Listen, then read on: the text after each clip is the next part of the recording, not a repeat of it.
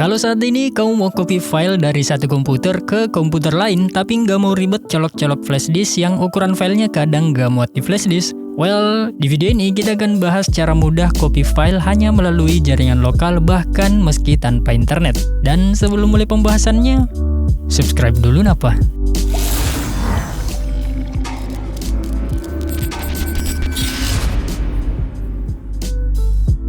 Oke, seperti yang sudah dijelaskan di awal, sebenarnya kamu bisa dengan mudah memindahkan atau menyalin file antar komputer tanpa harus menggunakan flash drive ataupun hard disk eksternal untuk copy filenya. Dan kamu hanya memerlukan jaringan wireless, baik itu pakai WiFi ataupun hotspot HP. Dan seperti yang sudah disebutkan juga, tanpa internet juga bisa. Tapi bang, saya cuma pakai Windows 7, bisa juga nggak? Tenang saja, karena cara ini akan bisa kamu lakukan meskipun pakai Windows 7, 8, 10, dan tentu saja Windows 11. Jadi, mari kita bahas.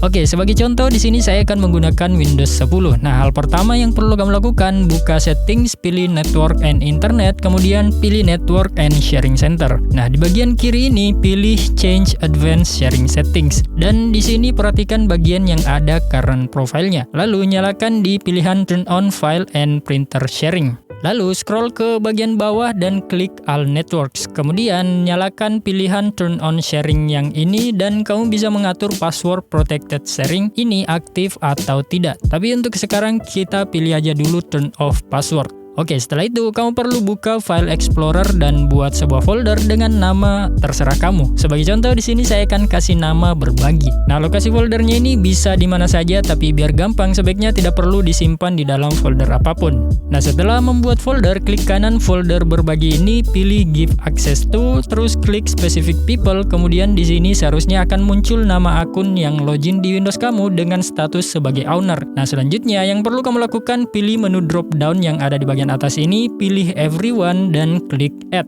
Lalu akan muncul Everyone di tabel yang ada di bawahnya dan di sini kamu bisa pilih permissionnya mau read atau read write. Kalau pilih read artinya PC lain cuma bisa copy file dari PC ini, tapi kalau read write PC lain juga akan bisa copy file ke PC ini. Nah, sebagai contoh di sini saya akan pilih read write dan setelah itu klik tombol share dan kamu sudah berhasil membuat shared folder yang bisa diakses melalui jaringan lokal. Untuk mengaksesnya melalui PC lain ada dua cara yang bisa kamu lakukan. Cara pertama menggunakan IP address atau cara kedua menggunakan device name. Untuk device name ini bisa kamu lihat di sini, biasanya name-nya akan di-generate secara acak jika belum pernah diganti. Silakan catat device name ini dan kita akan pindah ke PC kedua.